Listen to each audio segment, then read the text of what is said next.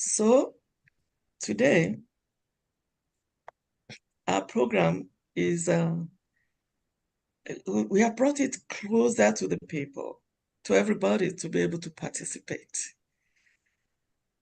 I'm your host, or rather, just 1 second, I may be distracted. I'm also putting my things together here. Okay, so I will be walking along with you today, every step of the way, moderating this program. And with me is the wonderful team that has been together for close to 2 years now. Thank God we are increasing. We have not lost anybody. Praise God. Please, as we are starting, as usual, remember your phone. Please put your phone on silent. You can do that now in the next 1-2 seconds. I'm also doing mine. Remember to put your phone on silent. Remember, if you have comments, because we are making this very interactive, if you have comments, use the emoji to raise up your hand, because unfortunately we cannot see everybody's hand. So use the emoji to raise up your hand. Do not interrupt. Be civil in your interactions.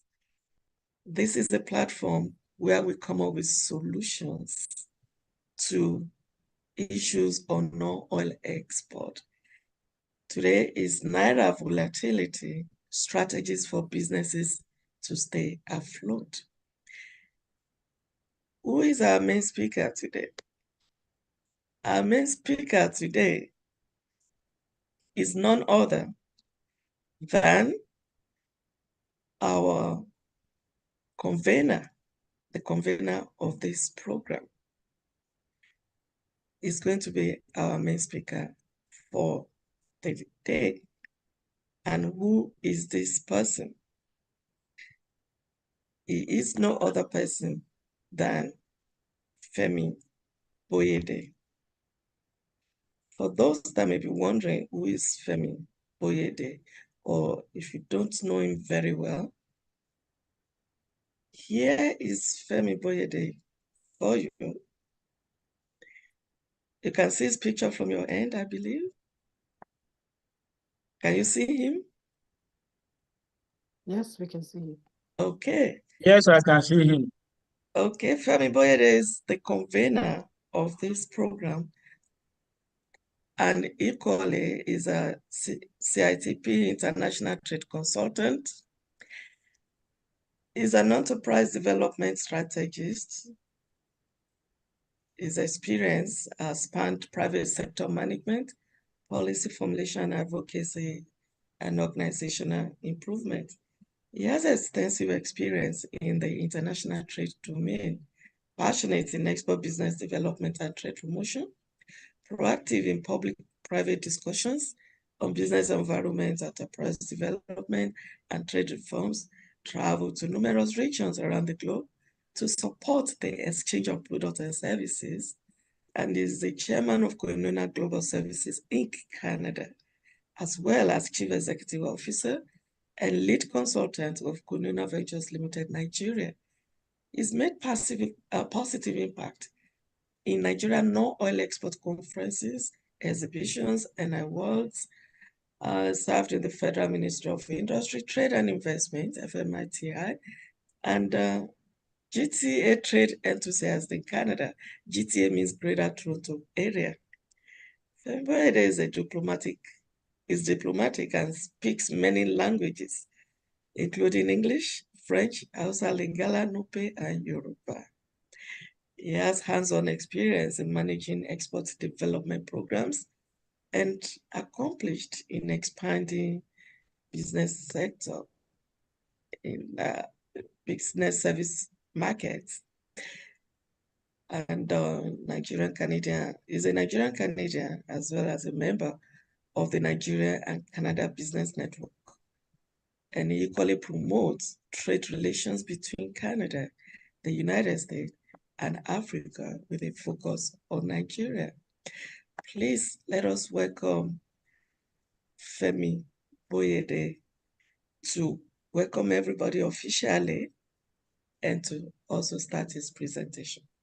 Thank you very much. Yeah, thank you very much, Lady K. I think it's opposite also to say Happy New Year, since this is our first time of meeting together this year. On behalf of the world's best team, I join in welcoming you to today's webinar, obviously responding to what they will say the state of the nation. And I believe that we will have a wonderful time.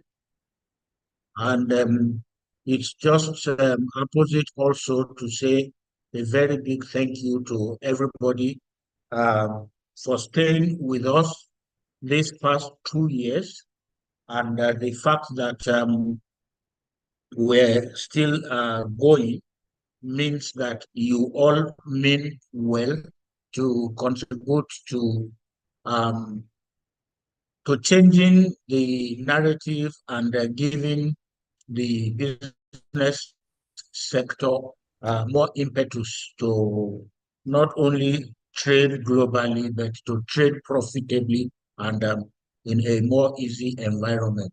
I see one of my age-long co-warriors, Dr. John Isemede, and I say a very big welcome. I'm happy that we have a few new joiners today. Some of them I know the story, and I believe that not only will they benefit from this event today, but we also generally will uh, we will learn a lot from their experiences. I'm not preempting the selection of those who will share experiences, but in case they don't uh, win the lotto, I will leave some of my own minutes and call upon such people. In any case, let's get back to business, and I wish you a very fruitful, productive 1 hour or 1.5 hours together today. Once again, welcome.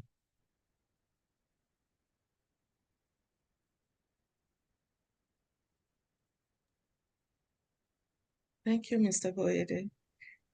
Now we're going to the main part of why we are here today, which is a presentation by Femi Boyede. However, everyone as are joining, please go on the chat, introduce yourself, share all the information. You are free to share your email, your phone numbers, your company, your name.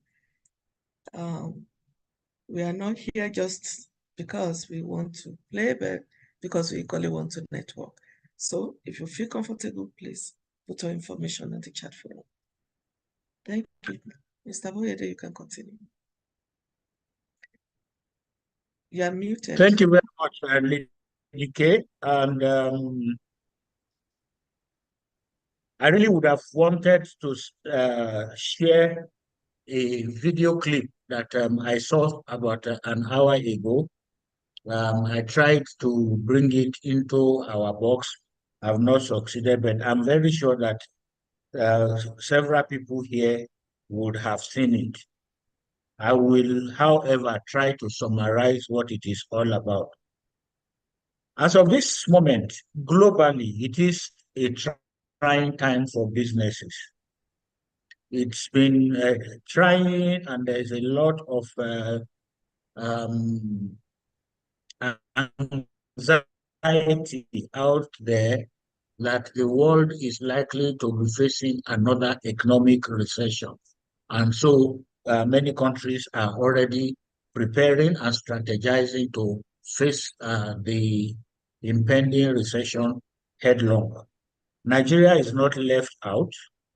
So whatever is happening out there, Nigeria is feeling the impact. And I believe that today we will be broaching one specific aspect of the economic life of Nigeria that seems to have gotten to everybody, and I mean every citizen of this country. I do remember an age-old adage that says, when the going gets tough, the tough get going. And I believe that everybody here today is one of the tough. And by the time you leave here, you will then uh, get going. And I believe that that's what we will do. So what that it's actually a TikTok video clip. A man goes to the market. He has his 100 naira in his hand. So he goes to a guy selling gari and says, "Please, I want 1 cup of gari." The guy looks at his hand and sees 100 naira. He says, "No, um, my gari is 150 naira per cup." So the guy goes to the immediate next stall, asks that guy, "Oga, abeg, how much be your gari?" That one says it's 200 naira. And he said, 200 naira. Okay. So he goes back to the previous seller and wants to pay him uh, the 150 naira. In the space of the 30 seconds, the man says, no, my gari now 250 naira. He said, what's wrong with you guys? He goes back to the other one. I said, the thing don't become 300 naira. So all in the space of 2 minutes, the guy had no choice than to put his hand back into his pocket and buy at 300 naira, because he doesn't know if he goes back to the other man, it will probably have jumped to 400 naira. That's a description of how volatile the Nigerian uh, currency has been. And because Nigeria is not an island and trades globally, we thought at Talking Trade team that it is just timely for us to take a more than a cursory look at the volatility of the Naira. I'm going to be speaking to a few slides just to put the discussion in perspective, but to also, before I do that, invite your active participation so that whatever we do today will produce a very robust position that we will, as usual, share with the relevant authorities in the hope that they will be put to the kind of use they've always put our recommendations to. So please give me a moment. Let me share my screen.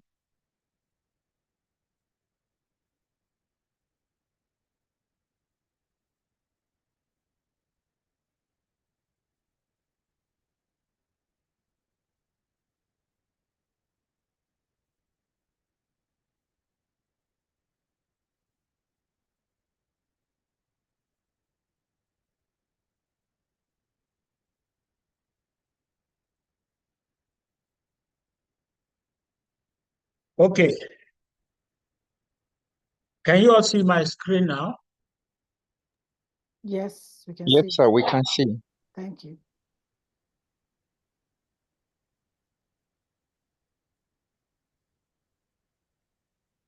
Okay, so we are talking about the volatility of the Naira, strategies for businesses to stay afloat. The idea is, while we want to talk international trade, we do know that trade also includes the domestic environment. So this presentation will not be limited to international trade alone, but we'll also try to see what happens locally. So here we can see that it's been a kind of battle, really, that we continue to see with economic challenges, with local businesses closing down. Multinational and international companies are relocating. This slide here gives a bird's eye view about the rising inflation rate that has now come to its highest in over 27 years. As of January 2024, the country's inflation rate rose very, very close to 30%.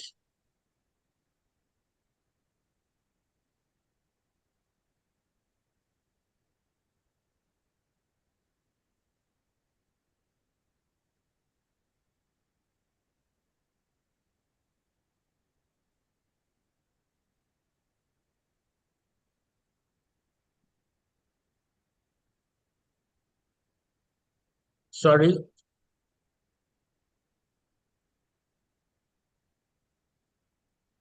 And with this inflation rate and the volatility we are talking about, this is already beginning to manifest. The Nigerian populace is now experiencing the lowest purchasing power. The economy is almost becoming irrelevant internationally. Of course, every day now you wake up to see that the nation, the economic space has a much higher demand than supply of the United States dollars, which of course is the currency of international trade here in Nigeria, with a huge backlog of forex to for the country's administrators to meet. You will see here how the US dollar to Nigerian Naira chart has gone for, I mean, for as high as almost, I think in the next slide, you will also see that it's gone to almost 2 times what it was less than a year ago. February 20, let's start from May 2023. Naira exchanged for 464 at the official market, 765 in the black market. July 2023, 2 months later, Naira went to 760 and very closely that's on the official market, and 780 at the black market. September, 2 months later, it was 779 at the official window and 1,000 Naira to a dollar. January 2024, then the skyrocketing began. 1,193 at the official exchange rate, 1,435. And February, just a few days ago, 1,709 officially. Let's note that in May 2023, it was just 464. So officially, the Naira had devalued or moved so high, almost 4 times what it was less than a year earlier. And in the black market, it was 1,851. Some actually reported the Naira going for as high as 2,100 at a point in the black market. The official window was not spared at all, because within this period, there were days when the black market rate was even cheaper than the official exchange rate. And some put this to what we call technically the floating Naira, so that it's allowed to float. The impact of that, of course, directly is unpredictability, and businesses don't thrive in an unpredictable business environment. Of course, part of the effects, the December's consumer price index showed that food inflation rose to 33.93%. This is from the NBS. Food costs grew by 40% between December 2023 and February 2024. Intracity fares per drop in Nigeria surged by 48.03 year on year to 963 in January. And on an annual comparison, the fares witnessed a significant increase of 48.03%. Air transportation probably was the worst. As of May-June 2023, you could fly from Abuja to Lagos 1 hour. Most distances in Nigeria, air distances, are covered in 1 hour. By May last year, you could fly from Abuja, Lagos, Lagos, Kano, for as low as, depending on how early you bought your flight, your ticket, you could get it for 40,000 Naira thereabouts, some even lower. I think there was 27,000. And today, you'll be lucky to do the 1 hour flight at 120,000 Naira. It rose to as high as 250 Naira a few weeks back for a one-way ticket. And of course, because we are in an international environment, that also impacted international travel from Nigeria. And very, very quickly, Nigeria became the country where it was most expensive to buy an international ticket. Again, if we decide to go deeper, you will see that other countries were actually feeding from this volatility in Nigeria, to the extent that people will travel by road. People going to New York will travel by road to Cotonou or to Accra to go and buy their ticket and fly. And when they are coming back, they go to Accra or Cotonou and truck back by road to Nigeria. So part of the effects, gas and petrochemicals. A lot of homes actually started going back to charcoal, making the local price of charcoal higher, more expensive than the export price of this commodity that was almost not interesting, not attractive, non-existent in Nigeria. Today, this last week, that has been the major topic, the price of cement. Well, cement being the major component in construction. But as cement prices skyrocketed, so also did prices of all other items in housing and construction. Daily essentials are not spared. And I borrow a word here from Dr. Tokwe Fashuba, who described what is happening, especially in the consumer products industry, as shrinkflation.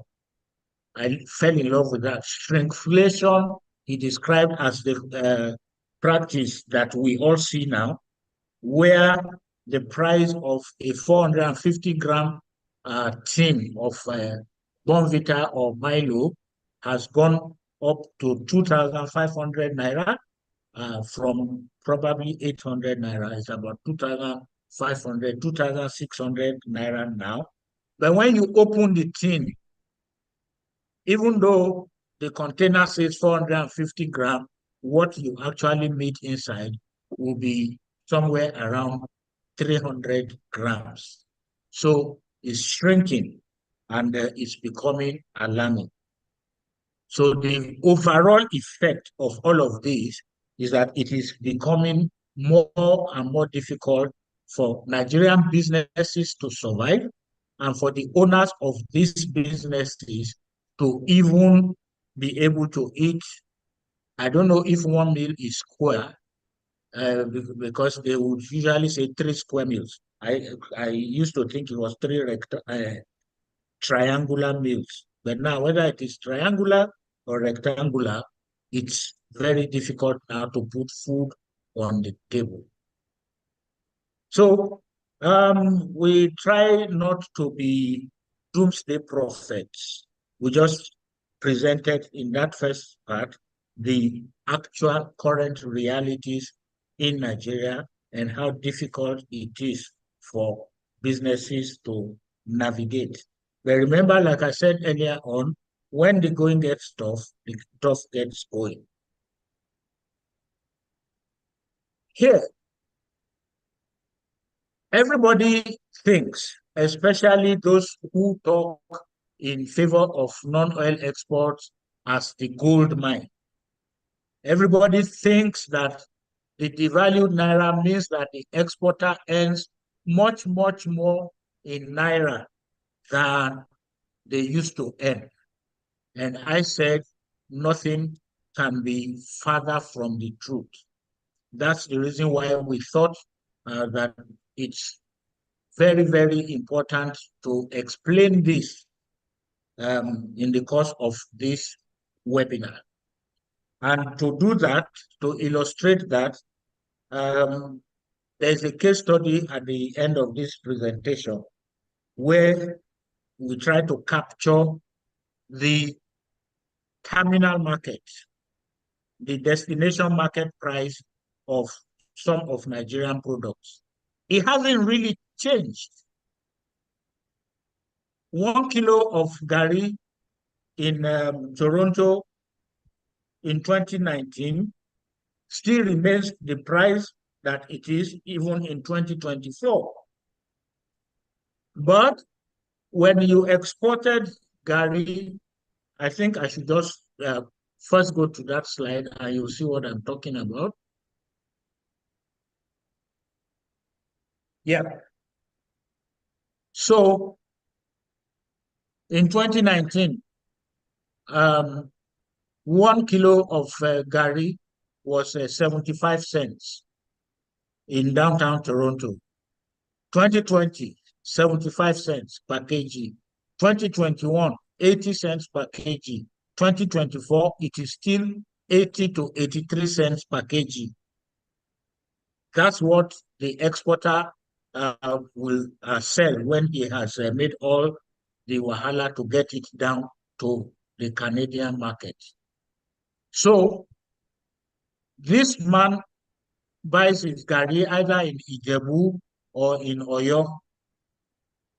In 2019, that Gari that he sold for 75 cents per kg was actually about, I think it was 173 Naira per kg in 2019. 173, 183, thereabouts. As of December 2023, it was 660 Naira per kg or 33,000 Naira per bag. January 2024, it went to 760 Naira per kg, 38,000 a bag. February 2024, it is 1,100 Naira per kg or 55,000 Naira per bag. So if you look at the cost of that the exporter procures the product at in Nigeria, and remember all these are ex-production site, ex-location. The price of truck from one place to the other in Nigeria has also gone as high as all of this. Even the loaders and offloaders have hiked their prices 4 or 5 times.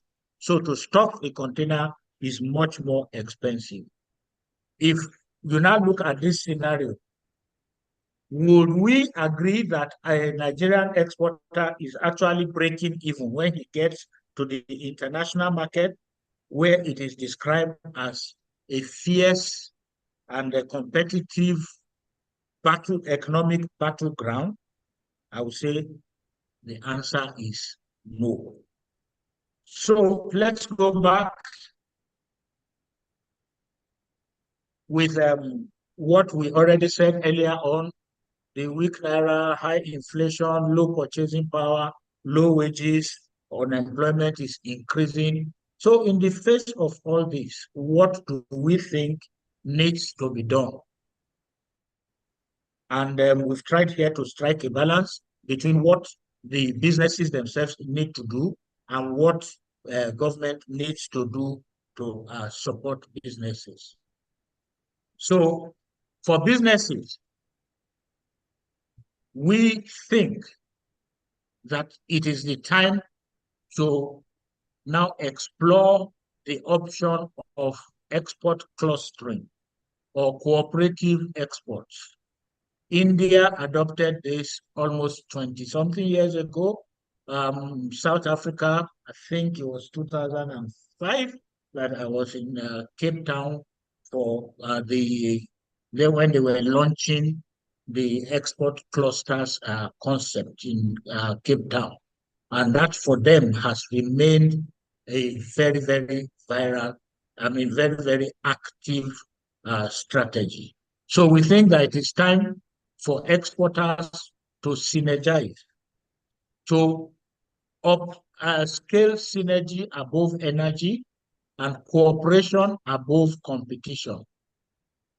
If you do not have the resources to fill a container, look for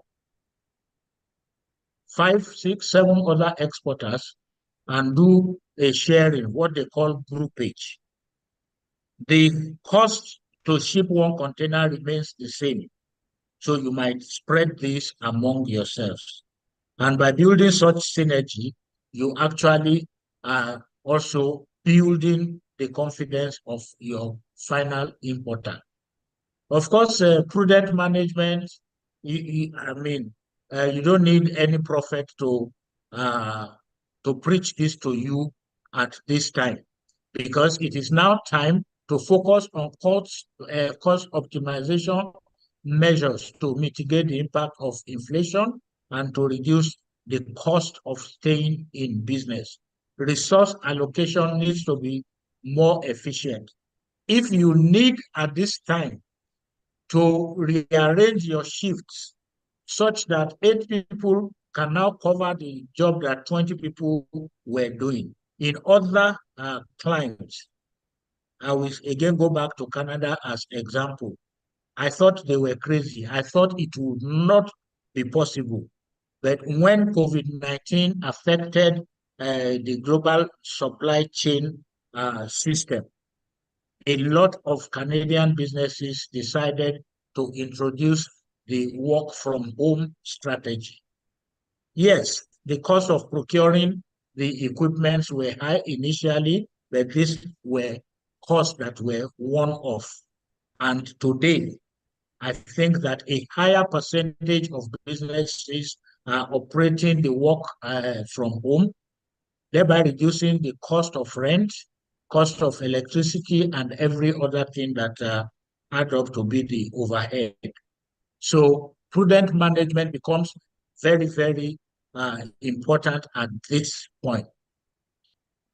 So you need also to adapt to your customers' changing preferences. Let me go back a little bit to something that happened that is actually very current.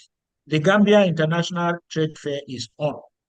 2 years ago, we helped to develop a concept that Nigeria Export Promotion Council and SMIDAN bought into, and we were able to take about 30 Nigerian businesses to the Gambia with support from both agencies, SMIDAN and NEPC. At that time, a return ticket to Banjul was 560,000 naira.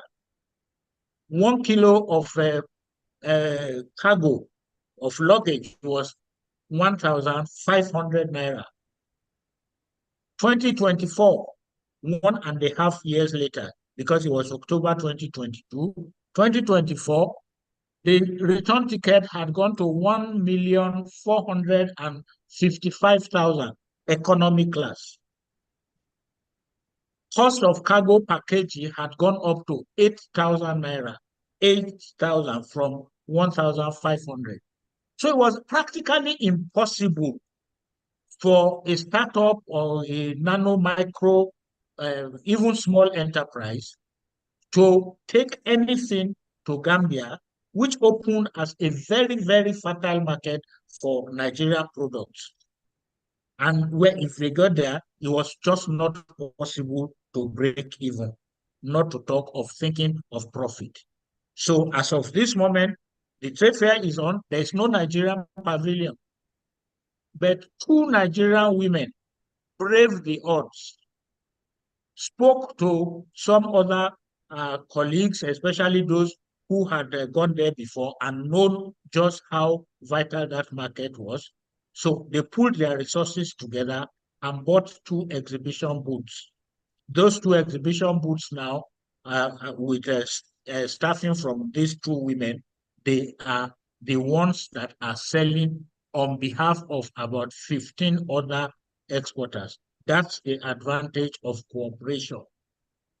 So we need to adapt to consumers' preferences to minimize loss, especially rejection not on quality, but on the fact that you are giving them the wrong uh, product. Cultivate customer confidence. That is extremely, extremely important. And there is no university where you go to learn this. It's just the soft things. If you are to deliver goods to somebody and for one reason or the other, maybe power challenge and what have you, you cannot, please pick up your phone and call the person. This applies to both domestic and international trade. Explain what the situation is. In doing so, you are shoring up that person's confidence in your efficiency. I used this way back in 1996 to 1999 as export manager in Stanmark, a Cadbury-owned company in Nigeria. And I can tell you that for those 3.5 years, Stanmark Cocoa always attracted at least $250 per ton higher price than any other cocoa processing company in Nigeria at that time. The simple reason was not that we delivered 100% of the time, but that we let our customers know if for any reason there was any of those parameters that were agreed in the export contract that we were not going to be able to meet those quality standards, we will explain to them, please, for so reason, FFA will not be 3%. It will probably be 3.5%. And everybody understood this, and we became the better for it. Whether you are a local player or an exporter, this will work for you.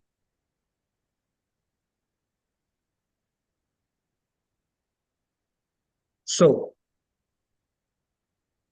what should government do in this instance? Everybody who is conversant with the Nigerian news space would have followed just how much manufacturers and producers are groaning so much because of the effect of this inconsistent and volatile exchange rate. So it is important because Nigeria is a government-led economy. It is important that government becomes deliberate in supporting exports. I think that it is time for our economic thinkers to go a step higher than recommending handouts and welfares and all those welfarist interventions and actually focus on support for production. I gave an example here, the Export Expansion Grant, which government, this administration is yet to even pay a dime out of, and there is a backlog there. And I can't remember where I was. I think it was at the PBAT summit where I was giving the example of the illustration. Government owes Nigerian exporters about 260 or maybe 300 billion. Worst case scenario, 300 billion naira in a backlog of export expansion grant dating back to 2016. Now, these are monies, funds that go directly into reducing the cost of production, reducing the unit cost of exporting from Nigeria, addressing issues such as the high cost of registration with NAFDAC and other agencies, of sinking their own boreholes because water supply is inconsistent, of generating their own power because the national grid will fail them. That's what export expansion grant is applied to and will have an immediate impact. But if we were to aggregate the amount that this government has voted uh, and dispersed, I was looking for a better word there than to say that they were dispersing it, but it looks to me like dispersal. On 200 billion today to least impoverished families, 500 billion there. All these government itself finds it difficult to even identify the persons or the families that qualify for this, and that's the reason for the hue and cry in the Ministry of is it Humanitarian Affairs, where the monies find their way either into human pockets or bellies of snakes and other reptiles. We think that not only the export expansion grant, but at least 5 or 6 of the other incentives that exist by law under the Export Incentives and Miscellaneous Act need to now be revamped and properly funded so that export will help Nigeria out of the scarce foreign exchange that makes the naira to be volatile.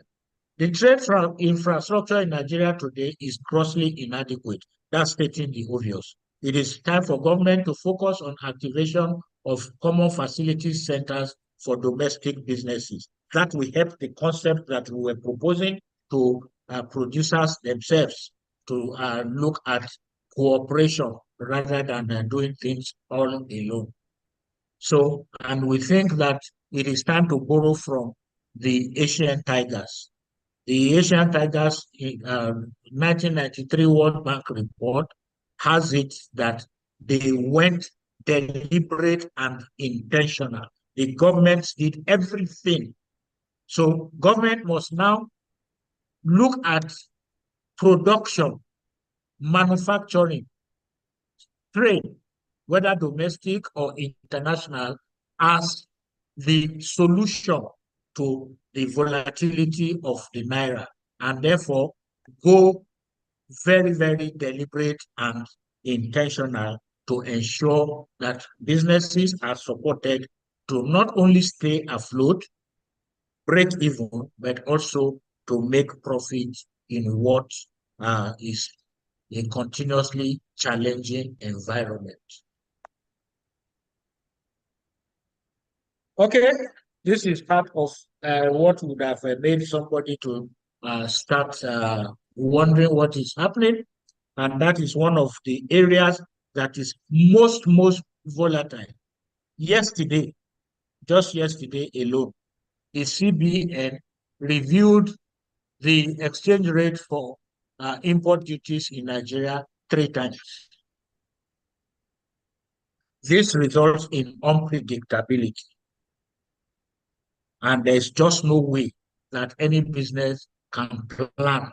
And once you cannot plan, you want to go to a more stable environment. That accounts for why most of those companies that have relocated have done so, and why many more are shutting their doors. And I want to end this presentation by saying that inevitably challenging times have arrived, affecting Nigeria and its businesses, whether they operate domestically or focus on exports. It is crucial for businesses to adopt innovative approaches, while the government needs to be more intentional and deliberate in providing support to ensure their sustainability. I thank you all very much. It took quite more than the 25 minutes we wanted, but it was important, I think, to let all of us be on the same page. Thank you once again. Wow. Thank you, thank you, thank you. Okay. Tommy, are you there?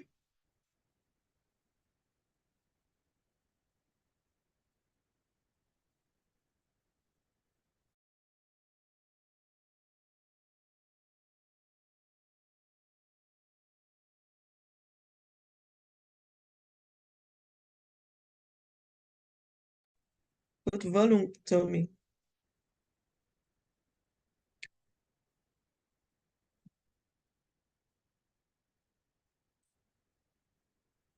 Share your volume. We don't have your volume yet. We love your beautiful screen. We love it with the volume as well.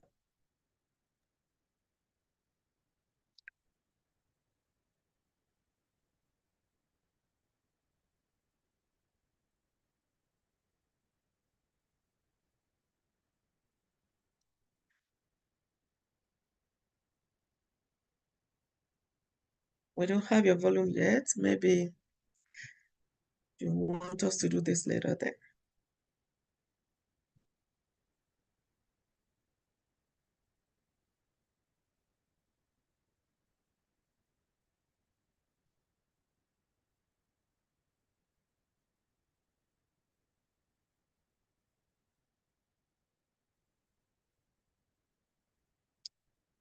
Okay, so while that is playing at the background, you can read what is on the screen for now. I believe everyone can hear me. Yes, we are. Okay, thank you so very much. As we explained earlier, today is a very interactive session for us. If you want to contribute, please signify by raising up your hand. We believe this is supposed to be interactive. I can see some comments. Madam Bosusolari is clapping. You want to say something, Madam Solari? Okay. Before you, I see Teve Ore. Your hand is up. Please unmute yourself. If your camera is working, we would love to see your face. Go ahead. Okay. I would have loved to share my camera, just that I'm holding a baby. I hope people can bear with me for now. We would love to have babies. They are All our right. future. So the baby will be hearing too and contributing.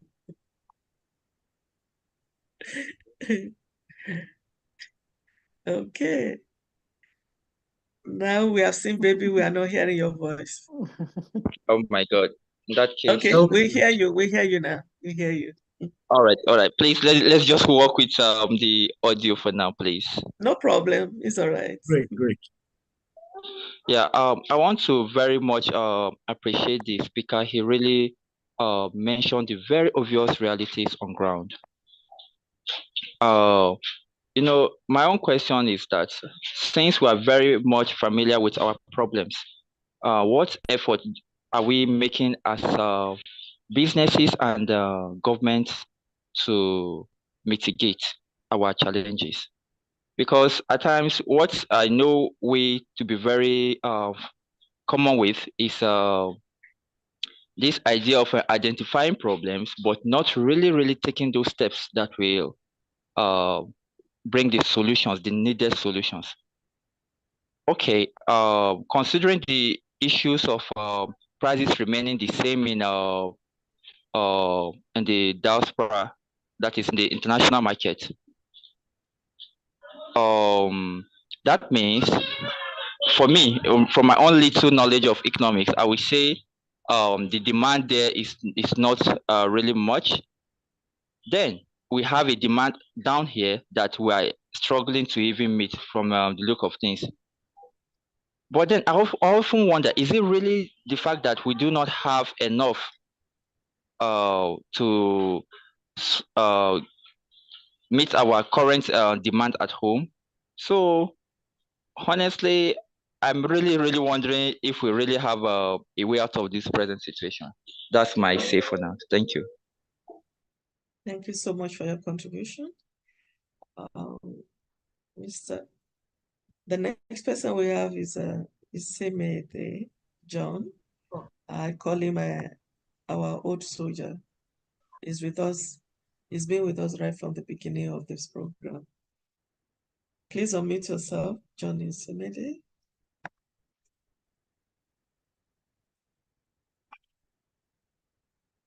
Okay. Yes. Unmute yourself.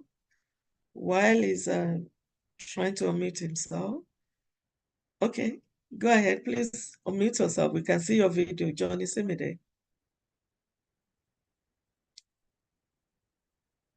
Looks like Monsieur Jean, you never sabi unmute up till now.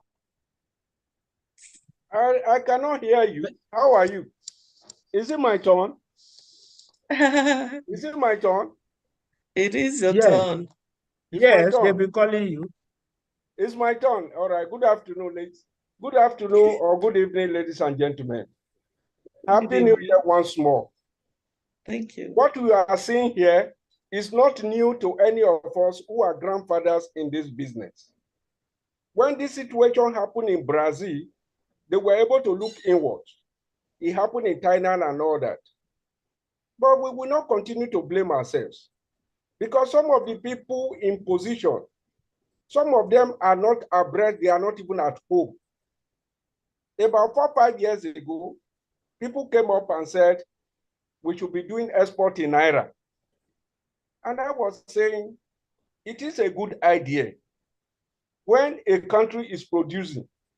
But when you are not producing, and you that you are not even in export, you tell us to import or export in Naira. In the sense that these are people who will send middlemen to us and begin to use our, because Nigeria is the country where you can enter the farm, go and meet men and women and begin to buy cocoa at less than the cost of production. So what we are going to suffer is that they will force us to sign agreement like the Ijebu Gari gave about. If it was 2,000 Naira or $2,000 per ton, by today, how much will you use it? Because in law, you cannot sign an agreement and run out of it. CBN came up and they were saying ROT 200. I question, people gave me names that the CBN governor is talking. So the truth of the matter is that what can save the Naira is production, not borrowing, not looking for market from countries that are not even members of the UN. So my final contribution is simple. Most of the things we have in this country are imported. And we are getting little or nothing from the EPZ. We are getting little or nothing from the export, from services.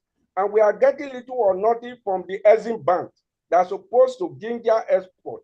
So how are we now to reduce this pressure? The only thing is production. And if you are not producing, you will continue to. The last line, there was a young man said, it's only when the market is saturated. There's nothing like that the market must be saturated.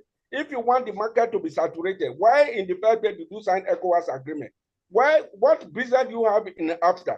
What of the WTO on trade facilitation? CBN came up, they banned about 43 items. And they did not even look backwards on backward integration and developing local capacity.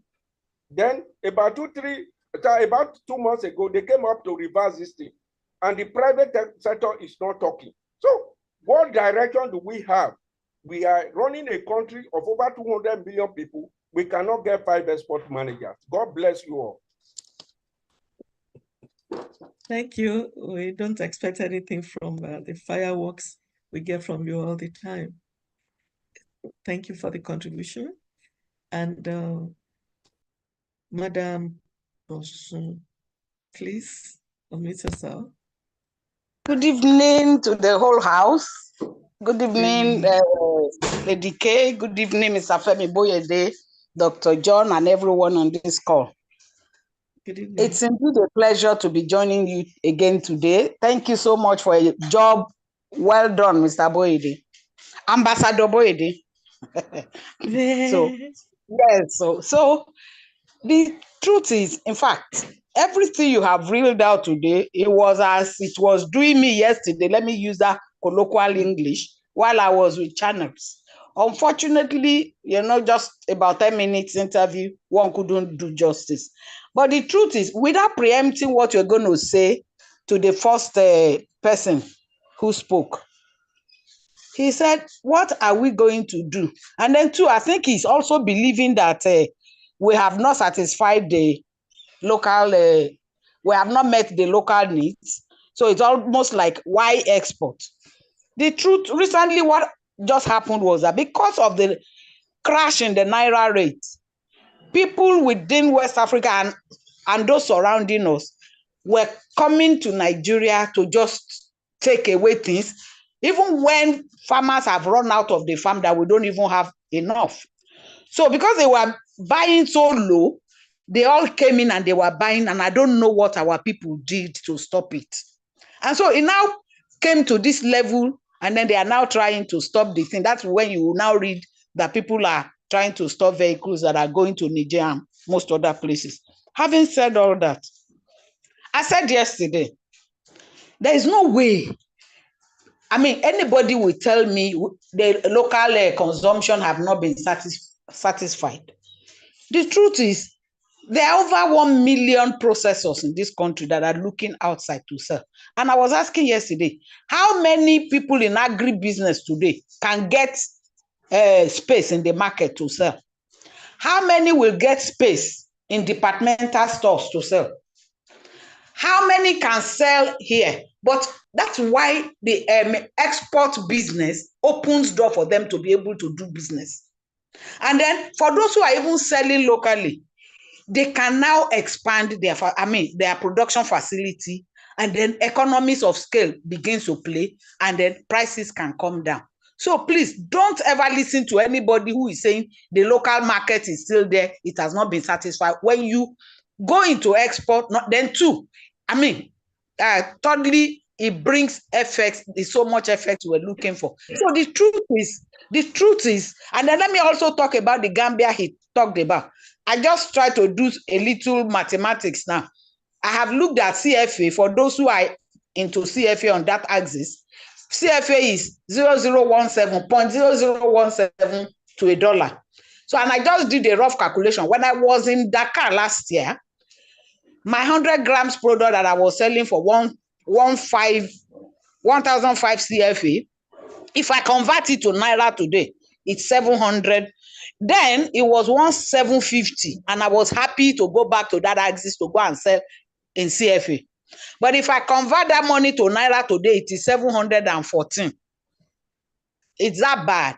But what I now did was, okay, if I sell, let's say I still sell the 1,005 CFA, then I convert the money back to dollar before I come back, then I may now be getting, if at 1.4, maybe 3.5. So that may just make a little sense, so that if I go, then I need to convert all my, but with this one now, so what if the dollar now comes down? And like Mr. Boyede said, it's so difficult to plan if you don't want to run, if one does not want to run a berserk in the head. Because even me now, I'm not even doing anything. It's only if anybody calls me now that they want to buy. I'm not looking for any customer. It's that bad because I can't even think of anything to do. I wake up, I don't have anything in my head that I want to do. Before that, you have lined up a lot of things that you want to do. Now it's so difficult to plan for anything. So please, what do we do? It's difficult. Bulk of what we can do lies with the government to be deliberate and be intentional with export business. If we are, then I will also still talk of standardization, because if we don't have the standards, we cannot sell. So we need to look at all these things, but bulk of this race, and when government officials will still be telling you government has done enough, what do we want? And so it now makes the matter to tire me, because like I told them, they will pay the light he uses in his office, he's not paying for it. When he goes for oversight functions, government pays for it. So he collects all his salary to go and eat. But for businesses, they use all the money they make to provide those amenities, and the little they have can barely make them succeed. God will help us. Thank you so much. Thank you so much, as usual, for your wonderful contribution.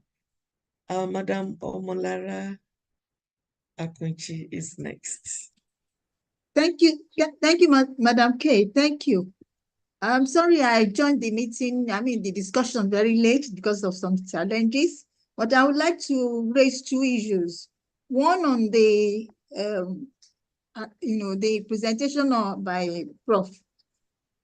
Quite interesting, quite detailed. The issue of international trade, cost of clearing in Nigeria.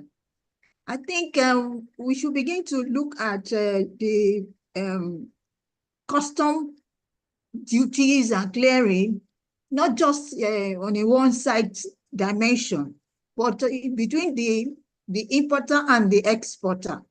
Because the ICC rule talked about CIF FOB. And I know in Nigeria that we don't have enough of ship that we can use to trade with, to carry luggages in and out.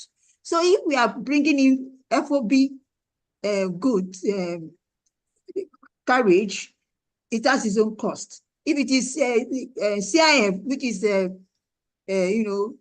freight insurance and freight, it has its own cost. So I want to believe that central bank need to sit together with customs to be able to iron this issue out, because the way it is so structured now in that policy, we are going to give advantage to the ships that come from outside. They would carry goods to Nigeria and take away our foreign exchange, as it were. That is the way it works. We need to tell central bank to review that circular to the extent that it will be as an advantage to us. My second point is the issue of financing and investment. I want to thank my Madam Bosun, in all she's doing. We should be looking at the opportunities that are in financing and investment. We have an agreement with China. China is China-Nigeria relationship is an opportunity for us to engage them in taking our commodities, because they have a large population, and they have given us a free way to exchange Naira with Rumumbe. And I don't know why we are not taking that advantage. Most of our goods go to China. And I want to tell you that there are a lot of indirect exportation of our cassava to China. And they will process it and re-export it to us. So we need to look at that dimension, seriously. Those are my 2 points, and I thank Professor Aboyede for the very well put together paper. Thank you.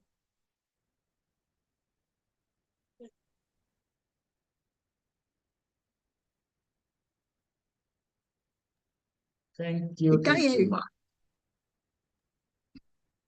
Okay, I was muted. I'm so sorry.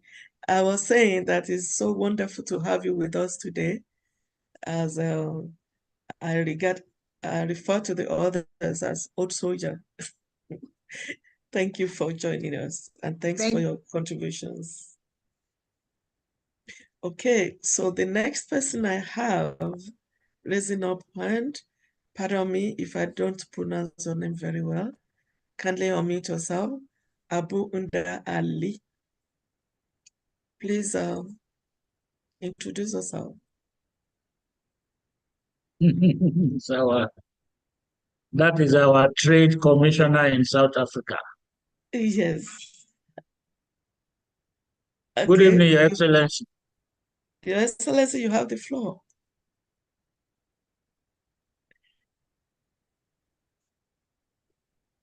We are not hearing you yet. Is he having challenges? He has unmuted himself now. Yes, he has.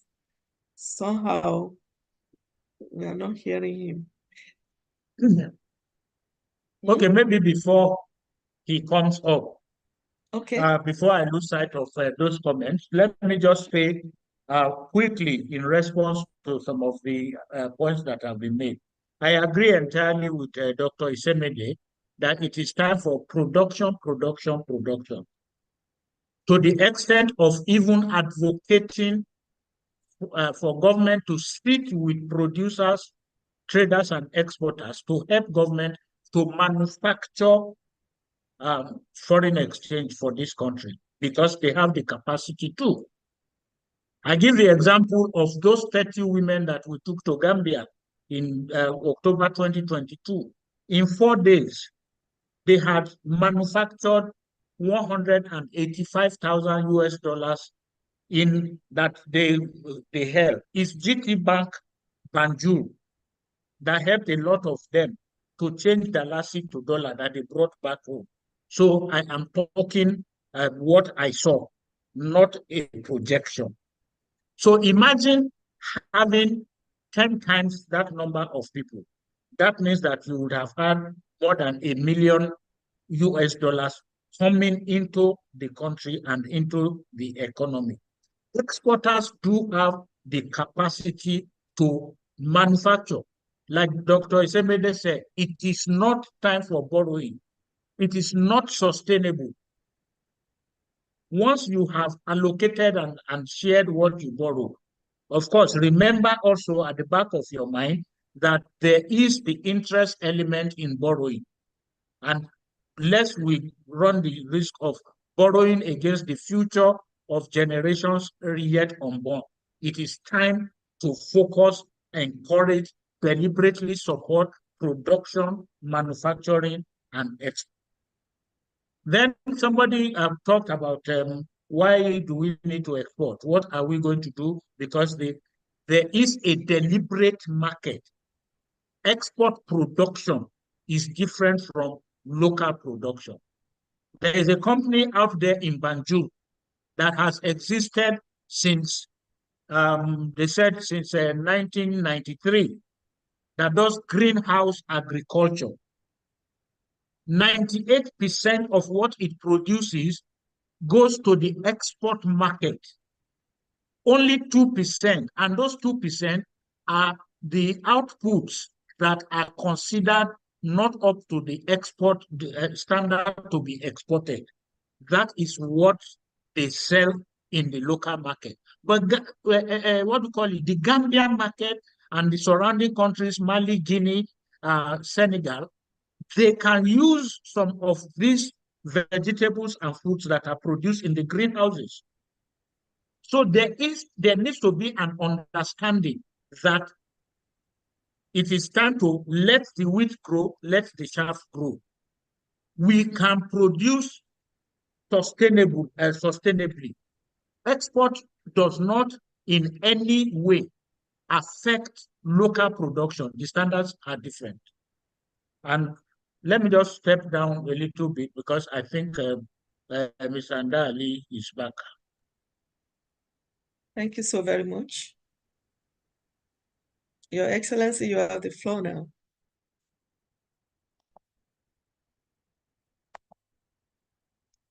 Abu Inda Ali, you have the floor, please.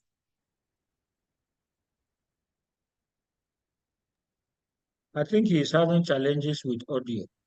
Exactly. We There's wait somebody for, else.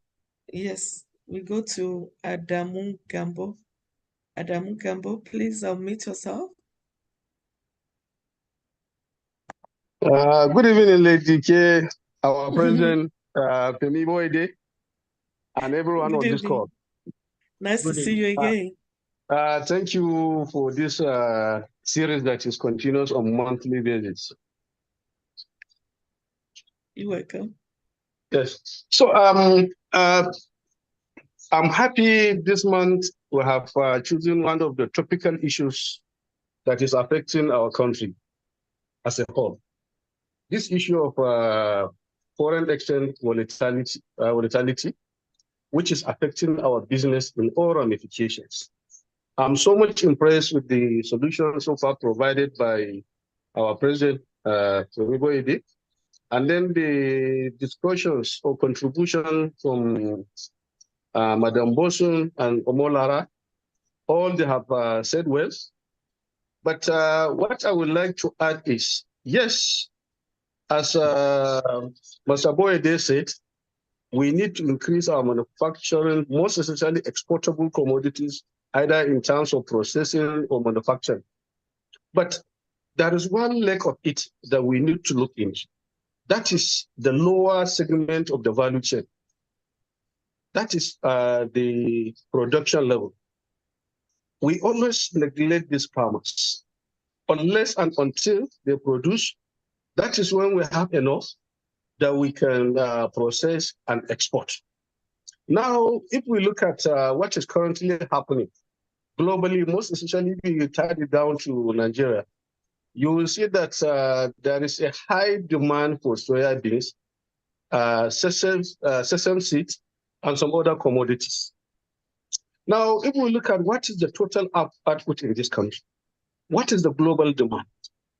Now, for us to increase or to get more of our market share at the global level, we need to increase this production. How do we increase it? We are not going to increase production simply by enhancing the processing capacity or manufacturing capacity of all these machines. Rather, what we need to do, how do we boost the total output from the raw material basis? Now, if we could be able to do that, it means that instead of, let's say, exporting, let's say, 1 million metric tons of soybeans, let's target it 1.5 million. And then how do we achieve that? Who are the major producers? How do we intervene such that we can enhance their production? Yes, Mr. Boyede, you talk about the export expansion grant. That's good. That is going to boost the morale of the exporters. And then so also the processors. That is processors of export goods. But where are they going to get their raw material? We need to also have a kind of deliberate action around that value chain so that we have enough. Though some are saying that we don't have enough for the local consumption, talk less of export. We need to balance the two. The two has to be balanced. So that by doing that, we satisfy our local demand. At the same time, we have enough to export. That is one. And then two, in the course of intervening in this low-level production, that is at the lower segment of the value chain, we need to be strategic. What are the most exportable commodities? Okay, let's say cocoa, ginger, soybeans, sesame seeds, hibiscus flower, and so on. Where are the target areas or target locations where these crops are mostly produced? We identify this area. Which kind of support are we going to give? Is it a kind of target? Do they need some kind of extension workers? And then at the same time, we need to also enlighten our farmers on the good agricultural practice of the thing, such that whatever we are producing is going to meet with the international standards. For instance, let me give you an example.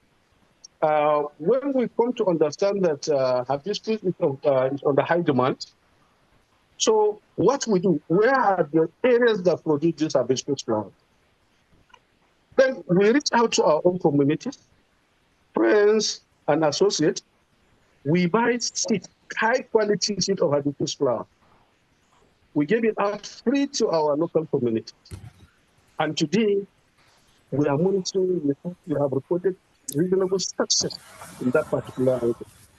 So, Mr. Boyede, whatever we are going to draft, we also need to look down to the lower segment of the value chain. Not only on the machineries or the processing, because unless and until we have the raw material to process, there's nothing we can export. Thank you so much. Thank you so much for your wonderful contribution and for joining us today. Lady K, Okay. let me try again. If can you Okay, we are hear hearing me you. It's now? better than before. Please go ahead. Wow. Hmm? Can you It's breaking. It's breaking so badly. hear me It's breaking so badly. If at now? the end of the day, okay, go ahead. Can It's you like you're Your wow. Excellency, are you on hear the me road or now? something? Or you can't. Otherwise, I'll just leave it. No worries. You are clear now. Go ahead. Okay, it's better. Yes. Mr. Femi Boyle for this webinar. After time when this has been okay, maybe I that's the, I'm clear always because this has been my refresher course set way is presenting, and I'm also always happy that I'm part of this event. You see, when I heard the first, the topic for this discussion, the vulnerability of the Naira strategy for businesses to stay afloat. What came to my mind immediately was South Africa. Today, the rand is when we came here, rand was just 43 Naira to 1 rand versus Naira to 1 rand, and that's a lot of problem, right? And so what I think from the topic, from my own understanding, is what are the strategies that business can adopt to remain afloat in doing businesses. And I think one strategy Mr. Boyd has brought up very strongly, and I think that's one of the best strategy for any businessman or for any businesses, is partnership or local partnership with stakeholders. Speaking to the like of Femi Boyd, for example, and taking these businesses to places like Gambia, South Africa, where you can now develop partnership and strategy to make you stay afloat in the midst of currency volatility. That is one strategy I think of. Then the second one I think, which is very critical, is how do businesses set up risk management? What do you put now? Strategy, risk management strategy. You develop a strategy so that when there's an issue in one, you develop a robust plan that will help you identify potential risks. Now we know that the Naira is a potential risk to your business. So what are the risk strategies that you've designed aside to ensure that your businesses remain afloat? Then, of course, I think sometimes I think someone talked, a lady spoke about compliance to regulations, standards, and the rest. Again, it is very important, very key. If you are not, if your product are not close of you crossing the border. So again, those are things that every businessman or every businessman must be able to identify. Most importantly, again, is of course to develop a market trend monitoring system where regularly these businesses do analysis trend, consumer behavior, and economic indicators. Then you begin to know, where do I run to? Should I have any problem? And then I think my last point will be, of course, there's always very good import. I mean, for me, what I've learned in South Africa, there's this customer relationship management that businesses do follow.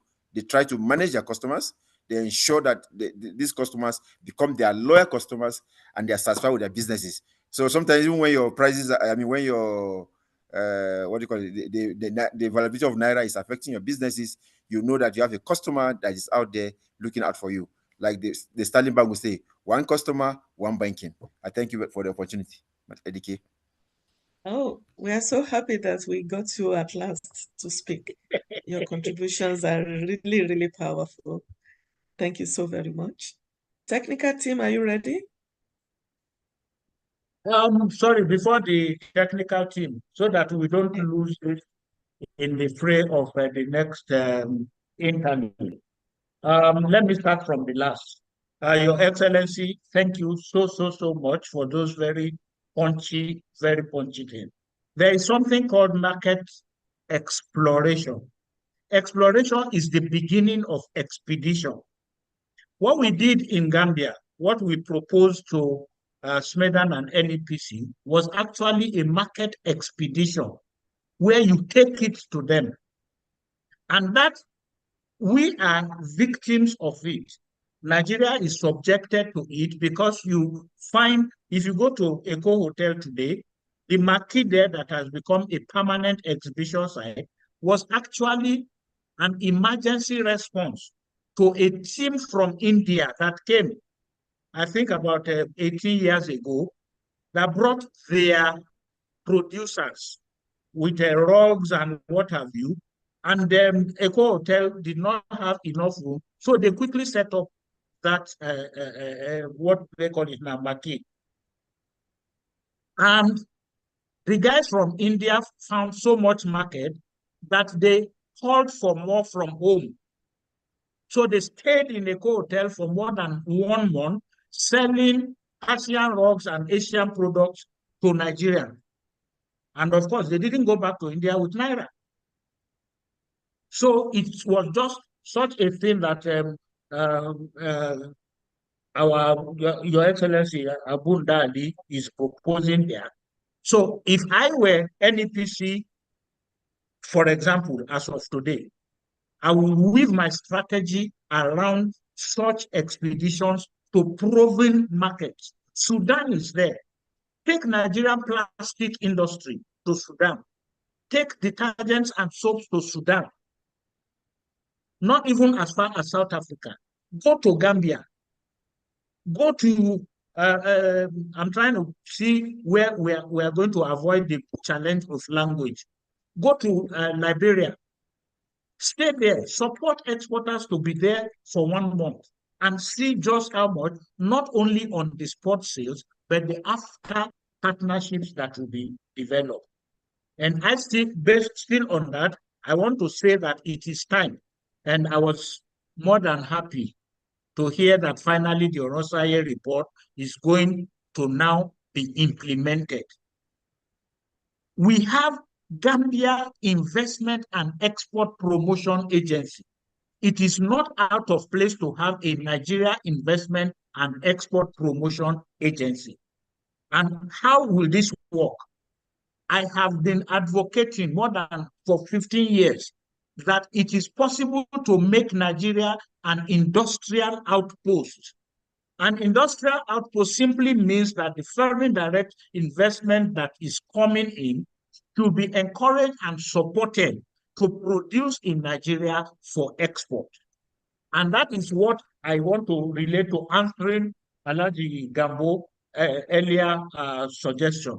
The truth is that some of these incentives existed, they are still in existence.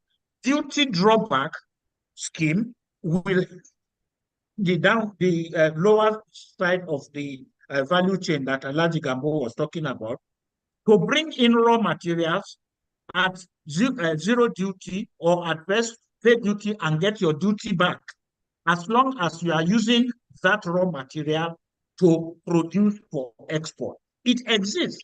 There was a time in Nigeria when we had the manufacture in bond scheme, and the manufacture in bond scheme actually made a provision for importers to import even items that were banned, as long as such items were going to be used to produce, and 100% of what is going to be produced is re-exported immediately, all aimed at shoring the value of the Naira. Today, I believe these suggestions are still relevant. I pause for now. Thank you so very much, Femi Boyede. As usual, when you see him speaking and it tilts his head to one side, know that it will take a lot to get him to stop. Technical team, are you there? This webinar is brought to you by Talking Trade and Investment Global, TATRIC. We are live on Facebook at Export Digest. Kindly follow our Facebook page. Also, do subscribe to our YouTube channel. You can follow us on Twitter at Export Digest TV. Subjected to it because you find, if you go to Eco Hotel. Okay, thank you so much. As we promised, we are getting to the end And normally we finish by 12:30 Toronto time, which will be your own 6:30. However, we started about 15 minutes late today, so bear with us.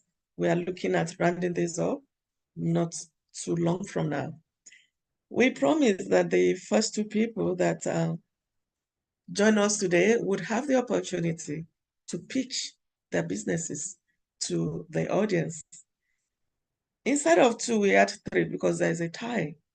So the first three people to join us today were Adeola Ogunshaki, Ore, I don't have your last name now, Ore, and Madame Bosu. So the first person, Adeola Ogunshaki, if you are there, you have 2 minutes to pitch. Okay, Tave Ore, you are the second person, and Madame Sholarin will be the third. Are you there? Adeola Ogunshaki. Is he still with us? Please unmute him if you see him there. While we are waiting, do you have a business to pitch? Tave Ore? Tave Ore, you have a business to pitch? Can you hear us? Are you sure he's not babysitting? Okay, Madam Bosun. Yes, good evening. It's good to be back again. Thank you for this opportunity. My name is Bosun Sholarin. I am the CEO and founder of Dasu Integrated Farms Limited. We trade under two trade names, Booster for our herbal blend teas and Diffie Foods for our spices, herbs, and flour. For Booster herbal blend teas, we have about 10 variants of teas that work for various health conditions. We don't need to keep swallowing those chemical tablets for those conditions. Right from COVID era, people have had to go through so much. Now, disposable income keeps dwindling. So we don't need to keep any money for the hospital. Take Booster Herbal Blend teas every day, and that's your plug for you to remain healthy. Your wellness is assured through that. And then doing that when we're looking for distributors, we're looking for sales outlets in Nigeria and outside Nigeria. Should you have the opportunity or you have the finances, you want to talk to us, we're available on 0803 496 1110 110. And then our email is our website is www.dasintegratedfarmslimited.com.ng. Thank you so much. Thank you so much. Nice to have you as usual. Yes, I see the message from hello. Hello, can I come in? Please come Yeah. in. Okay. Good evening once again to everyone. I am Mr. Oye Charles Deve. I am the CEO of Oye Agro Industries Limited. Am I being heard? Very well, please. Just one Okay. moment. One moment. Technical team. Okay. Thank you. I can see now. Go ahead, please. All right. We are a company that process pepper, that is chili pepper, and we're very, very conscious of the hygiene, and we use stainless steel to process our pepper into powder, and you can contact us for plantain chips as well, and our contact lines are 081 35 06 7839. Thank you very much. That's all we can say for now. We're grateful for this opportunity.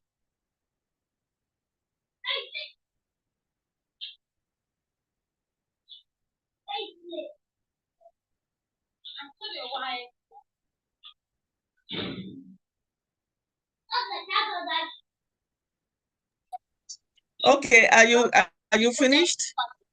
Yes, he has thanked us very much. Oh, okay. Thank you so very much. And the next person was unable to unmute himself. Are you able to unmute yourself now? Just 1 second. I'm trying to unmute. If he can't, I would try to help by explaining that I had an interaction with Mr. Ogunsaki a few weeks back. He is actually the team lead for a project, an agriculture and agro export projects, Lighthouse Foods. And this is one of those companies that I really would have loved to share experiences here, because even before the volatility of the Naira, Mr. Ogunshaki's project, first and foremost, was challenged with the what do you call it, kidnapping and hostages, and having to dodge and developing himself into a mercenary to procure gun to protect himself and all of those things. Those are challenges that Nigerian companies, especially the ones waiting to start up, are facing. It would have been very, very interesting to hear how they overcame this, and for them to also pitch what they expect, that the kind of support that they expect that would have kept them afloat. I Okay. hope I did some good representation. I will send my invoice later. Thank you so very much. So as we are rounding up, there is a comment on the chat. It says, our fundamental problem, it seems to me, is that since the First Republic, there has never been a robust, all-encompassing, sustainable economic fundamentals for our country. Government since the end of the Civil War has always been fashioned in the image of whomever was at the M at any given time. This is a comment from Mr. Femi Odere, the senior legislative aide to the Senate President on stakeholders' engagement and mobilization. He has not been able to unmute himself or put on his camera either. Thank you very much for your contribution. And Adeola Ogunshakin, to everyone, are you able to unmute yourself now? You are the last person. Are you able to unmute yourself? I have sent you. I just saw a comment from him. What did he say? He said, I still can't unmute. Which is unfortunate. No, I couldn't. Unfortunately. Okay, you can just write on the chat. We will note you for next time then. And Tava has spoken. I got a message from the technical team. Yes, he has spoken already. I believe we are coming to the end of this program today. And Mr. Ibrahim Aruna, are you there? I think Mr. Aruna should be on his way to the airport. Okay. So which of the technical team is handling the 5 minutes recap? I actually believe that we should still bring up some of this. There was a comment on the RTFX policy, and there is a comment, Dr. Akonji mentioned the challenges in transporting goods, especially within Africa, which also goes to one of the issues that Johnny Semede raised. Is Nigeria actually ready for the AFCFTA? Are we ready to participate? So in response to this, again, I want to put it out there. It's not as if we have the authorities here who can give us an answer immediately. But there's a project that Nigeria began and spearheaded under the then managing director of Nexim Bank, Robert Oria. The Sea Link project was so beautiful that it was adopted by ECOWAS as the solution to the logistic challenge of moving goods across West and Central Africa. Exim Bank spearheaded this. It was officially inaugurated in Accra. I was there. And somehow, we only hear about the cries and challenges of moving goods across. You won't believe that from Nigeria to Gambia, by truck, it takes 91 days. If you drive your own car in 3 days, you are in Banjul. 91 days, some of the goods would have expired. So we think that it is time for the current administration to look at providing a logistic solution. It will not only serve Nigeria, it will serve the entire sub-region and help again to reposition the country for CFTA. The RTFX policy was developed, introduced, administered, disbursed, and everything by the then CBN Governor Emefiele. Until today, nobody knows the qualifying criteria or the list, comprehensive list of those that CBN said they paid up to 1 trillion naira to as a bonus under the RTFX 200. So it is time for government. RTFX 200 is very, very, very, what do we call it, relevant if it is properly designed, if it has a legal backing, just like the Export Expansion Grant has a legal backing. There is the possibility of government looking at setting up a review team, a technical team, to fuse one into the other, to revisit or review or modify or upgrade the Export Expansion Grant. I keep mentioning Export Expansion Grant because it is the only one that has been functioning among the 18 or so incentives that the federal government under Ibrahim Badamasi Babangida introduced at that time. And I think Thank on you, this sir. note that I would, I don't know if I've missed talking, answering anybody, but I think we should pause it here. And Lady K, if you want. We have just one more person, and then we round up finally. And that is no other person than Jackson Igbinos. Jackson, please unmute yourself, and if you can, if we can see your video, that would be nice. Sorry, I'm not able to come on video now, but Lady K, thank you for the opportunity.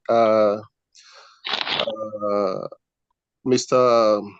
Olufemi Boyede, it's about 1 p.m. here. I don't know where you are on the surface of the earth, but good afternoon from Toronto, Canada. I want to especially thank you for that insightful presentation. We talked about some of the export challenges as well as the Naira with volatility. Thank you so very much for that. But Mr. Boyede, I know you are a man that maintains residence in 2 countries currently, Canada and Nigeria. And I know you're lots involved in assisting Nigerian agri-producer to access the Canadian market. While I appreciate the fact that this may not be the topic of today, but I didn't hear you mention the support mechanism that I am very well aware of, that you're providing exporters and would-be exporters to, for example, Canada, with a view of standardization, quality, and the rest, you know, in accessing the Canadian market for the agri-products. And yeah, so that's just what I wanted to flag up. And thank you so very much for that very brilliant presentation. And to you, Lady K, thank you for the excellent moderation. Thank you so very much. Thank you. It's a pleasure seeing you again. Thank you so much, Jackson. At this junction, we're about to round up. So, Mr. Femboyede, can you please? round up at this stage? Yeah, I think all that is left is to thank everybody. Of course, like you said, when my head starts spending, we can sleep here today talking about this subject, but I will let me try and see if I can straighten my neck so that we can round up. I want to say a very, very big thank you to all of you for your patience and for your very insightful contributions. And I crave your indulgence for you all to join me in appreciating the most wonderful team anybody can ever wish for, the Talking Trade and Investment Global team, and to let you know that we are here for the long term to give you all the support. Talking Trade and Investment Global, it is deliberate. I cannot take the Nigerian out of me. Neither can any of those of us who are operating in the diaspora. I think that 99% of the membership of this team are actually Nigerians in the diaspora, and they have, because of this passionate love for Nigeria, they are operating from different countries of the world, from Sweden, from the United Kingdom, from Canada, and we all believe that Nigeria can be turned around. Patrick is a Canada registered not-for-profit, and it's incorporated in Canada, but with its view on the entire world. And so we want to assure you that your views are valued and will continue to be. And I want once again to thank the wonderful Talking Trade and Investment Global team, and to wish you all well until we come your way again in the very near future. Thank you. Okay, thank you so very much, Femi Boyede. And this is the technical team behind the scene. Can you see my screen? I'm sharing my screen at this moment, I believe so. Can you see my screen? Yes. Yes, we can. Yes, Okay, we can. so we have Femi Hello, Lady Boyede. K. Yes, please. You saying something? Hello? No, we can see your screen. That's what he says, I think. Oh, okay, I see. So just one moment, and let me add pin, and I'm going to just trying to round up here. Sharing my screen to acknowledge the wonderful team that has been working behind the scene. Of course, you know Femi Boyede, who is the host and the convener. We have Dr. Olu Taiwo, Director of IT and Website, all the way from London, England. Haruna Ibrahim is the project manager. He's a Nigerian Canadian. Seyi Adebote is technical support Sweden. Adebote Oluwatomi is Joseph, is technical support from Nigeria. And of course, we have me, Kemi Amushon, Lady K, that has been talking all along. At this time, is it possible for us to put on our cameras? As usual, let's take our picture. We have not taken a picture for the month. I reserved it to the last. One moment, I'm bringing everybody in. Please turn on your camera. Let's take our picture. This is the first picture of the year. Okay, I can see Femi Boyede adjusting his glasses to look better. No one else is marrying you. You already have a wife. So whether you adjust or At not, what it point should we doesn't say work. cheese? At what point? Okay. Yes, Madam Omolara Koji, wonderful to see your face again. Okay. Abunda Ali, oh, we see your face today. Praise God. That's nice. Technical team, are you taking the pictures? This is wonderful. Yes, and don't forget, if you have not put your information on the chat, you can please put your information. And oh, all along we have not acknowledged those on Facebook and YouTube. Sorry about that. We acknowledge you. We thank you for joining us also. Please put your comments and have a very wonderful month. As we said earlier, this is the first one this year, so have a very wonderful year. Till we meet again next month, may God bless you all. Bless you Thank too, you. Bless Uma. you too. Bye-bye. Thank you for Amen. coming. Thank you. Thank you. Thank It's you. wonderful to be here again. Thank you so Thank much. you. Thank you. Bye. Bye. Bye, Bye. everyone. Bye. Bye. Bye. Bye, everyone. Peace. Bye. You can catch us on WhatsApp, Talking Trade and Investment Global. Same thing on YouTube, Tatrick Investment Pro. Bye. Technical team. Okay, bye-bye. Bye-bye. Bye. Take us out. Tommy.